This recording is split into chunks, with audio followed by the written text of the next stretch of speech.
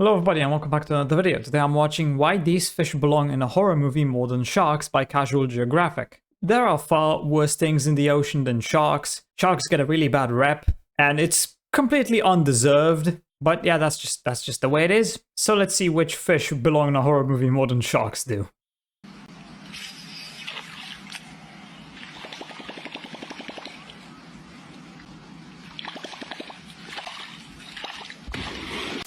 Damn. Eu gostei assim, amostradinho. The hell is that? You know, the greatest Amostradinho. Eu gostei assim. What are those? Amostradinho. That's gotta be edited, right? the greatest trick Hollywood ever pulled was convincing the world that sharks are the only things to fear in the water. They are There not. be monsters. In the last video, we talked about how sharks might just be the most misunderstood creatures in nature, with a PR team that works about as hard as a whiteout's brain after 6 rounds of CTE. They've been done so dirty, they've actually overshadowed the other ichthyological insanity spawned from Satan's septic tank. These are 7 fish that should honestly terrify you more than 7 any deadly shark. fish. This isn't really to substitute one fear for another, but I do think these fish could make a much more traumatizing, nightmare-inducing horror flick than Jaws. And it starts right here. Those Fun fact, the creator of Jaws actually hates the movie because it's made people think that sharks are these evil creatures that try to kill humans when that's not the case at all. And I believe he spent like the rest of his life trying to, I don't know, I think he was doing something for sharks, like some charities or some shit, I don't know. But yeah, he regretted making that movie. And I can understand why, because people see a horror movie about sharks and they're like, oh, sharks are evil then. They're not. They're really not. Dolphins, I would say, are far worse than sharks. If you don't know why dolphins could be worse, just look up stuff about dolphins. Those things are menaces. eyes belong to a pair of arapimas, also known as a pure arapimas. You've definitely seen them before. Does this video ring a bell? No. I think I saw the Arapaima on River Monsters. Anyone remember that show? It definitely rang his. It's one of the biggest freshwater. Does this video ring a bell?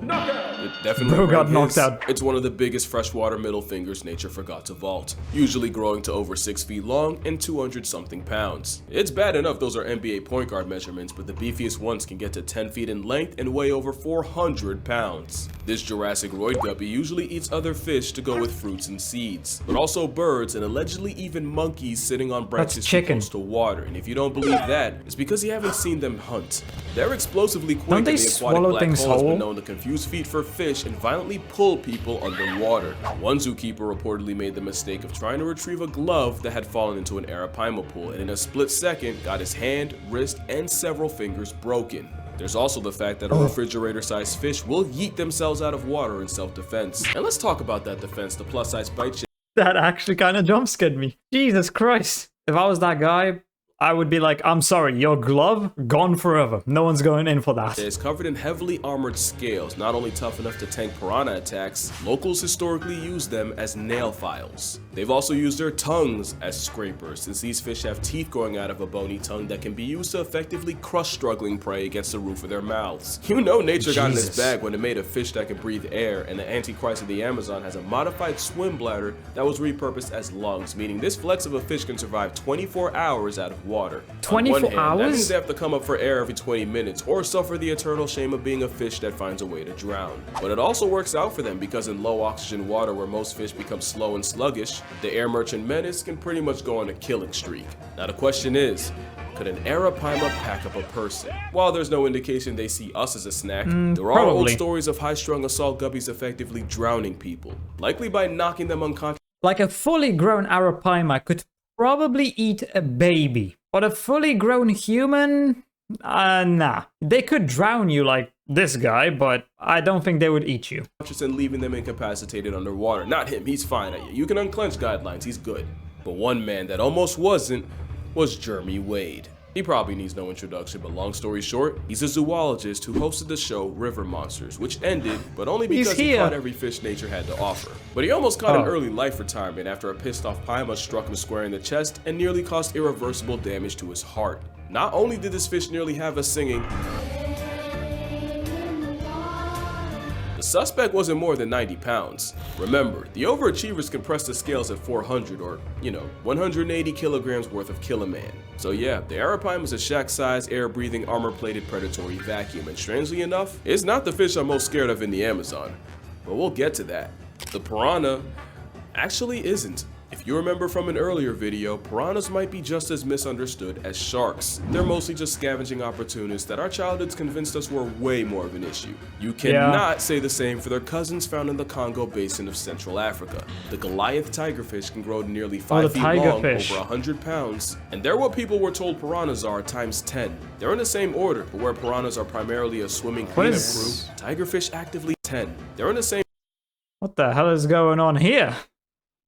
order, but where piranhas are primarily a swimming cleanup crew, tigerfish actively hunt for their bodies. And you'll find out, nature built this prehistoric problem to do exactly that. They have sharp dagger-like teeth that many swear are comparable to that of a great white, although I personally see them as more conical, like a crocodile, which is a coincidence since the saltwater variety are their only natural predators. But of course, the swimming expletive has also been known to murk smaller crocs. They have eerily strong eyesight to track prey, special organs to detect the vibrations they make underwater, and they're strong enough to brute force their way through the turbulent waters of their hunting grounds. They're considered one of the toughest freshwater fish time left behind, and tigerfish are even on record snatching birds out of the air. Not just birds, but swallows, some of the fastest and most maneuverable out there. Scientists studying them watched as 300 birds got permanently grounded by tigerfish in just over 2 weeks. They're so feared that in many places they're only known by one name, Benga, meaning the dangerous fish. There's even a story of a young girl wearing a belt made out of bottle caps in order to ward off evil spirits. Ironically, it did the exact opposite and attracted a tigerfish who apparently confused the bottle caps for fish scales and nearly bisected the girl.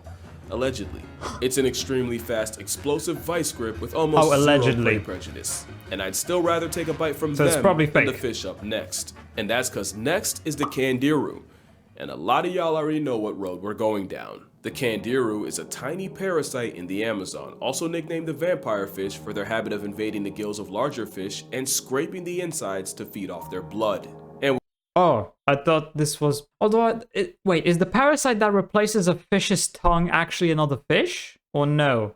I thought that's what this was, but I guess this is something else. With backward-facing spines and a powerful bite, it's nearly impossible to shake it off before it completes its liquid transaction. The horror comes from the legend of candiru being attracted to the chemicals in urine and swimming up the urethra of unlucky humans and getting stuck up there. A fate that takes surgery to reverse. Imagine a serrated, sentient toothpick in your bathing suit business and you'll see why the violation with gills is so feared. But how much of this is even real? Most of the reports of people getting penetrated by peenfish are really sus at best. Apparently, they're not even attracted to the ammonia in human urine in the first place. There's a good chance that the candiru controversy came from European settlers coming home from long expeditions and telling these long, exaggerated stories to anyone who'd listen for status and attention. Yeah, but basically they were probably lying for clout. You have to remember, the whole piranha skinning at like everybody on the internet today, staging an event to impress the president. The truth is, your chances of peeing in the Amazon and getting frontal probed by a fish are about as much as you getting meal prepped by a shark or getting struck by lightning. Oh my bad. And getting struck by lightning. That being said, I'd rather get tag teamed by the pets of Poseidon and the forces of Zeus than have a bloodluster up my urethra, no Franklin. If the odds ain't zero, they're just too high for me. But I'll happily take a candiru to the mandiru, then run into aquatic op number 4. In fact, I'm so afraid of it, I actually had to break my own rule for this video. The Humboldt squid obviously isn't a fish, but it's the closest thing to a living nightmare on this list. Let's be clear, at 5... I feel like giant squids would be worse. Although then again, those things usually only live very deep, so they don't come up to the surface where we humans are. I'm guessing this one does though. 5 feet, about 100 pounds, there are bigger squid. What sets Humboldts apart is they can hunt in packs of over 1,000. Yeah, that's 3 zeros like a Tony Snell stat line. Nicknamed Diablo Rojo, there are old fisherman tales of men falling overboard, getting swarmed, and never coming back up. There's also stories of them curiously approaching divers before flipping and trying to rip their masks off. But who needs stories when marine biologist Alex Kirstich can tell you about the time several homicidal squids grabbed him and attempted to drag him down into the dark maw of the abyss. It gets worse when you realize— wait, so those are— I know about that. I've heard that story before. I didn't know those were these squid. Okay, so yeah, the stories are true. These things are definitely killers. realize what exactly happens when a red devil decides to take you to hell.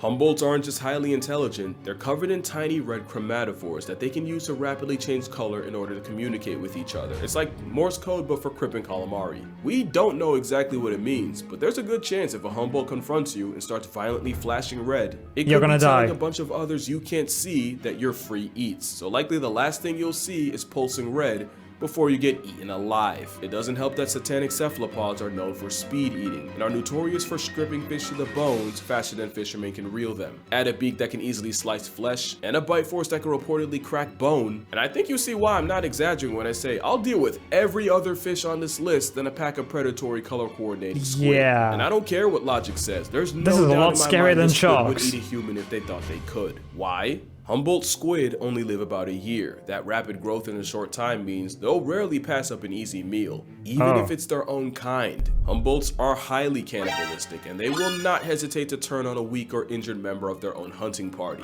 There was a study done off the coast of Chile that found that out of over 2,000 squid, more than half held the remains of their own kind in their stomachs. It sounds to me that anything they see as weaker than them is something they can feed off, and the only saving grace for us is they usually only press things smaller than they are. But you don't even have to be seen as food for affiliated squids to be a problem. Like a true xenophobic, they react to most things they don't understand with aggression, and they've even attacked cameras and equipment and left them out of order. But to me, the most disturbing aspect of getting assaulted by squids is, even if you escape, if you panic and surface too fast, you can get the bends and past tense anyway. That type of psychological horror is what puts the Humboldt here, and wouldn't you know, emotional damage is another symptom of finding out about the next fish. Cause now we got the stonefish. Not one of, but yeah, the these things. most venomous Highly fish poisonous. known to man. Venomous, It's not armed poisonous. with verrucotoxin, and symptoms of getting stung include crippling pain, shock, tissue death, and even paralysis. And speaking of pain, you can be in agony for over 12 hours, and it's enough of an eternal jihad to cause hallucinations. Anecdotally, there have been tourists who've stepped on a stonefish only to beg their doctors to chop off the whole foot. Then there's the added threat of, if you don't They get out would of the water regret quick that. enough, it won't even be the venom. You can get paralyzed and catch a stage fatality to drowning. Even if you survive, you can still suffer permanent nerve damage and severe muscle atrophy. But that all wouldn't even be that bad if the stonefish wasn't nature's manifestation of a dick move. The most venomous animals on the planet usually dress with bright colors to warn the rest of the population Yeah, but this that they're thing packing. camouflages. Stonefish decided to do exactly none of that and instead cosplays as a stone, only to mortally punish you for its camouflage working. Like I said, it's like This is why if I was in an area where these things exist, I would just not go in the water. Just no, I wouldn't. Why risk it? having invisibility, but also serving the death penalty every time someone steps on your foot. Then you gotta add the fact that there are another fish that can survive 24 hours out of the water, and they have a literal switchblade growing out of their forehead. Yeah, I knew they were a problem ever since one nearly perma-napped Nigel Thornberry. A stone-cloaking toxic minefield of misery, but with stonefish antivenom being the second most administered in Australia, today if you get stung, your chances of surviving are actually pretty good. Not like the next fish, because for this one, there is no antidote. The stonefish might be the most venomous fish, but the pufferfish is arguably the most poisonous thing alive. Quick rule of thumb on the difference: if it bites you and you die, it's venomous. If you bite it and you become a wuzz, it's poisonous. And few things are more poisonous than puffer tetrodotoxin, which is 12. Look at that eel and a shark too. I mean, those pufferfish are dead too, though. So they killed their predators, but they're still dead as well. So it doesn't really matter. 100 times more of a death sentence than cyanide. Tetrodotoxin interferes with signals between nerves and muscles, causing muscle paralysis. How quickly and does a it total kill you? Shutdown. And of course, the fugu blowfish is considered a delicacy. But if the chef misses a single cut, even by a You little, die. you're instantly on the clock. You won't know that happened until your face goes numb and your lips and tongue get this weird prickling feeling. Then, you'd suddenly get a splitting headache and dizziness to go at vomiting and diarrhea as your body desperately tries to purge the poison. But it's already too late and you'd start getting paralyzed, starting with the hands and feet, but slowly spreading out. And by this point, you likely can't even call for help. Finally, it'd get harder and harder to breathe until you notice the room slowly fade to black, leading to either a coma, seizure, or just death. The permanent kind. Tetrodotoxin essentially flips a kill switch in your body, and there is no antidote. The only treatment is hooking you up to a respirator to breathe for you and praying it passes. The poison puffball is such a problem, it makes you forget they also have teeth that can bite clean through your finger. In fact, it's more than enough to violate a scorpion. What? They also have teeth that can bite It just bit off that scorpion's tail. In fact, it's more than enough to violate a scorpion. And I don't even know how to describe what they do to crabs. Turning crustacean into crustacean with a smile, no less, is criminal. There's nothing funny about getting caught in that bite, with reports of pufferfish mutilating the genitals of men, and one case in 2008 where a Cambodian child had his coin purse sliced in half by a pufferfish. And unlike the kangaroo, this ain't a myth. Have your privates out by a puffer and you might just get... So that's 6 of the sinister 7, but before we get to the last one, we got honorable mentions. The fact that there's a fish that weaponized electricity enough to decommission a caiman and we just accept that is kinda crazy. And the thing is, it might not even be the voltage, but it's getting knocked out in shallow water that'll get you. Swordfish are one of the fastest things in the sea. They also have a built-in melee weapon equipped capable of inflicting life-altering harm. In 2015, a Hawaiian man was fatally struck in the chest while trying to catch one. Another man in Malaysia bled to death after a swordfish yeeted itself out of the water and also RNG'd him in the chest. Swordfish are also on record shanking sharks and even bleeding out sea turtles. The sheep's head fish. Really only because of that mouth. Stripophobics began. What is that? The Titan triggerfish is a highly aggressive honey badger with gills, capable of dishing out severe injuries with the same teeth they use for crunching coral, sea urchins, and even a crown of thorns starfish. The trigger might as well be named after their temper, and this 1.5-foot vibe check is a big reason why beginner divers never go back in the water. Speaking of big, the Goliath grouper. At 8 feet up to 800 pounds, the fish the size of a small car feels more like a leftover Jurassic prop. Lucky for us, yeah, I've seen videos where people are fishing and catching Goliath groupers, and, you know, if that thing is too strong and you don't manage to hold on, it's gonna pull you underwater, then you have to cut the line with a knife or something so you can swim back up, or else you're just gonna drown. Most divers describe it as a gentle giant with the temperament of a Saint Bernard, although a Saint Bernard didn't allegedly swallow an entire kid in the Florida Keys. Allegedly. But since we're on the subject, the last fish on this list are catfish. And yeah, that's kind of cheating. There's over 3,000 species of catfish, even including the genital jihad, the candiru. Catfish are like the trash compactors of the fish family, which isn't a problem until you see just how big they can really get. And once a catfish gets big enough, there aren't a lot of things alive they won't try to eat. We've seen armadillos, turtles, and even unaware seagulls get bored by a catfish. There's a species in France that figured out how to stalk and hunt bathing city pigeons. Another learned to wait by cave entrances to suck up any exhausted bats that fall in. There was even a catfish nicknamed Kuno the Killer who terrorized a German lake and somehow caught and ate someone's dog. Basically, they're all the shit I've talked about pelicans being, just in fish form. The question is, if a catfish has ever eaten a live human, and it isn't even if they would, but if they could. Possibly. The Wells catfish can grow to 10 feet long and cap out at 300 pounds. The Mekong catfish can also get to 10 feet, and the heaviest one ever I can see this thing swallowing a baby. Not a grown human, maybe a little kid, but probably only a baby. Was pushing 650 pounds. Which is still really fucked that can up. Stomach a human, it should be one of these, but there's a slightly smaller catfish that was believed to be a legit man-eater. In the late 90s and early 2000s, a series of fatal attacks on people in the Kali River had people convinced there was something in the water hunting humans. In these attacks, victims were suddenly pulled underwater in front of people, only for their bodies to never be recovered. In 2007, Atal Kumar was swimming with friends when he was violently dragged underwater, and while he was never seen again, friends caught a glimpse of something that they could only describe as an elongated pig. Crocs and bull sharks were considered, but the prime suspect ended up being the goonch. At about over 6 feet, 200 pounds, the goonch is usually smaller than the whales in the Mekong. But it's feared that the practice of burning funeral pyres by the river led to the equal opportunists developing a taste for human flesh.